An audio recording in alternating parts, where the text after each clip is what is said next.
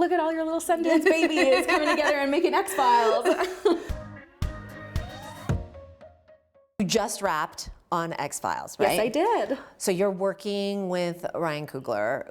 Like, what can you tell us? I know nothing. I can't tell you a whole lot. Okay. That much I can say. Okay.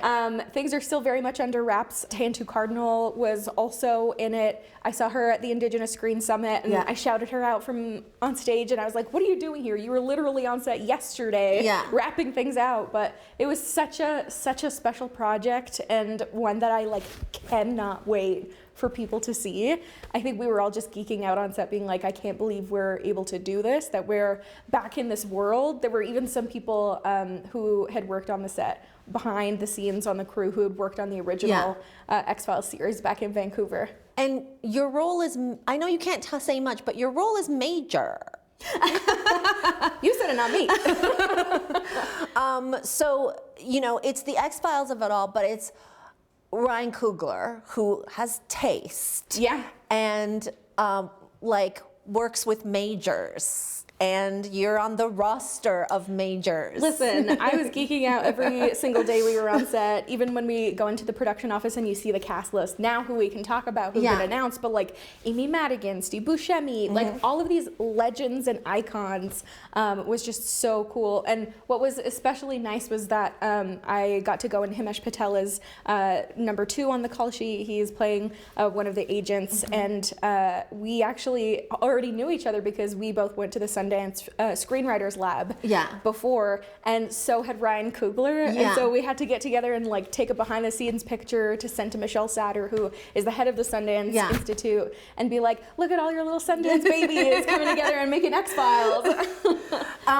You know, I am gonna talk to you more about Sundance Lab, but I do want to just, I know you can't say much, but like, just how did you feel in, like, I'm assuming you're wearing a really cool suit?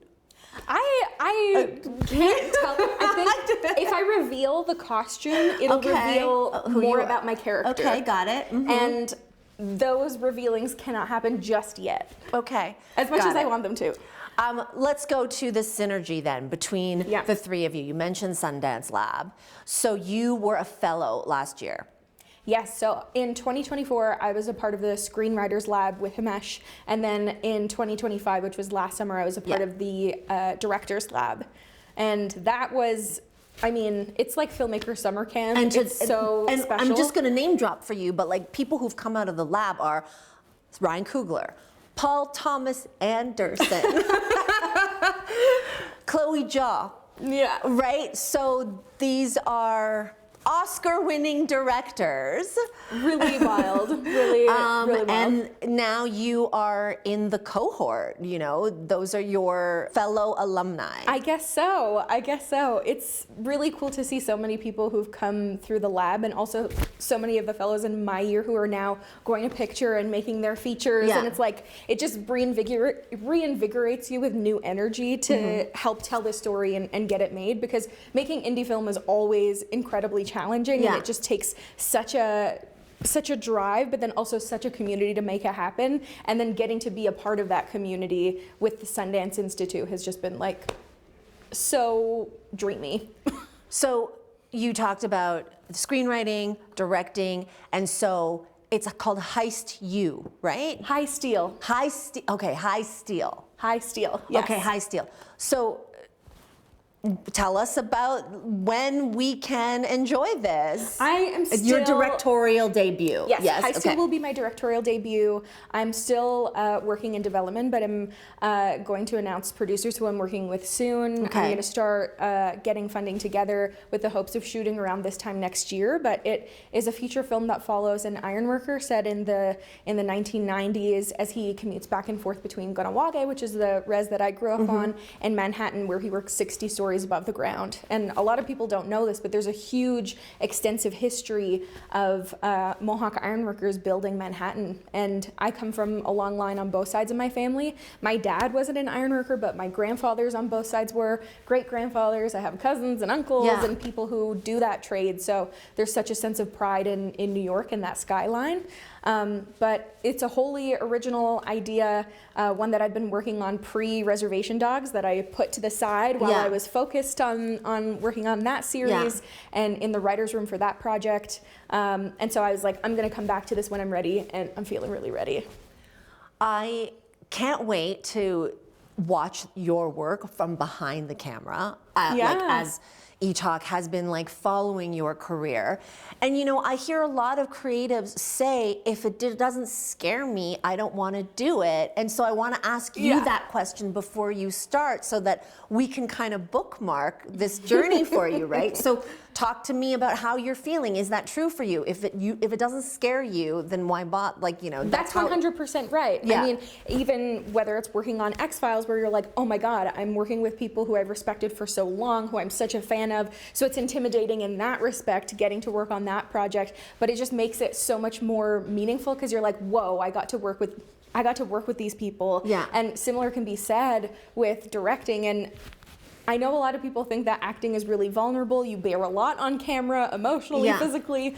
But for me, directing is probably the most vulnerable position if I'm in a theater. And it's my project, whether it's been my short films or episodes that I've directed of Res Dogs. It is so much more nerve-wracking and vulnerable to be the director behind the lens of a project. So I'm terrified, but also really excited. And good. Yeah, I'm like ready for people to see into this world, which is like a little bit spicy, a little bit sweaty, set in New York in the early 90s. And it just happens to be a project that deals with this really extensive history of ironworkers. You know what this is a little bit reminding me of? I just interviewed Hayley Kiyoko. Yeah.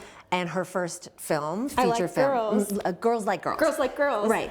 And we talked about, as you said, you love being an actor and you're really vulnerable, but as a director, you're the leader. Totally. And not only are you the leader in the technical side of it and the performances, but you set the tone for what your set will feel like. The energy, the level of safety and support. So what kind of a leader are you envisioning as yourself? I mean, I would say I'm a calm leader. Okay. I'm somebody who, I've been on so many different sets, and I think having acted first, I love this quote from Greta Gerwig, who, when she was doing her feature debut, which was Lady Bird, people were really worried about what her experience would be on set, and she was like, guys, I've clocked more hours than all of you combined on set as an actor. And so, but I think with that privilege comes getting to see different directing styles, and so for me, I definitely would aim to be a calm director, somebody who's chill, who's focused, who's like done all the work in advance so that by the time we get to set that we're just following through on what the plan was, that we've already had rehearsals and we all are on the same page and we're just doing the damn thing.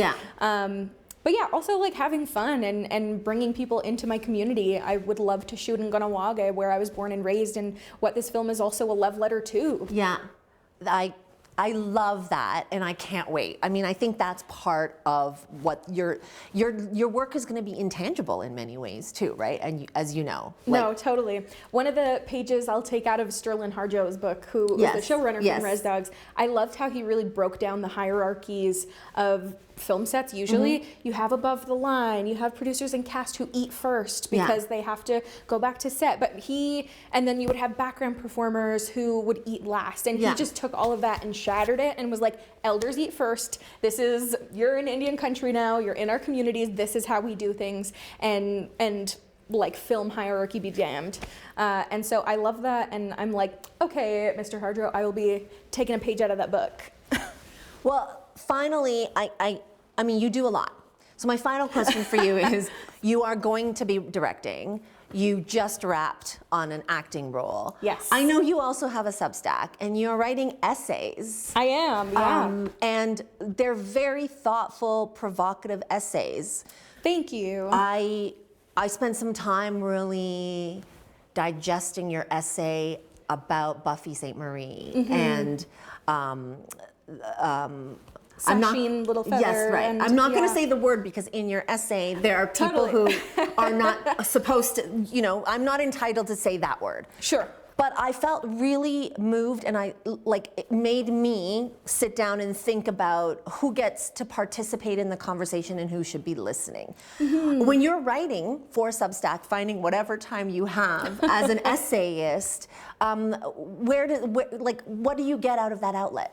I think what I get out of the outlet, because usually when I work on projects, whether it's High Steel, which has been like 8 years in the making, or many projects which just take such a long time to get out there, one of the really gratifying things as a creative is that I can just like have these thoughts, these considerations, and am able to kind of have this dialogue with people who are interested in having it with me.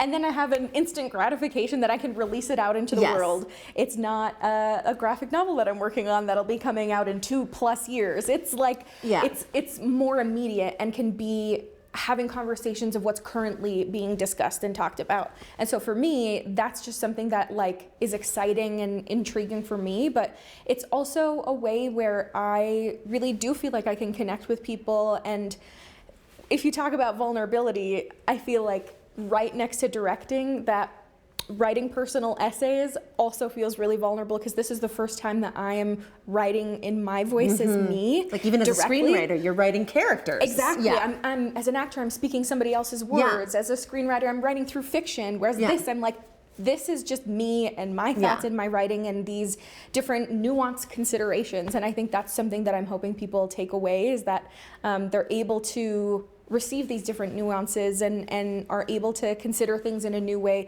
whether it's about myself and me talking about queerness or identity or body image, or if it's commentary about what's happening out in the world, and specifically with the issue of pretendians and what that whole conversation entails. It's my musings and thoughts on some things. Well, I appreciate that you're here for long form writing. Totally. We missed that too. Congratulations on everything. It's so great to see you. The last time I saw you was virtual. Like, I got to interview you was virtual. Right. So I appreciate that we got to have face-to-face time. I might see you a bit later on the red carpet, but I obviously am such a fan. We at Etalk are such huge fans, so thanks for always making time for us. Of course, likewise. And always, I'm peeping the fits every single time. I'm always like, what is she gonna wear? I gotta show up for my girl. Like, that's what I'm saying.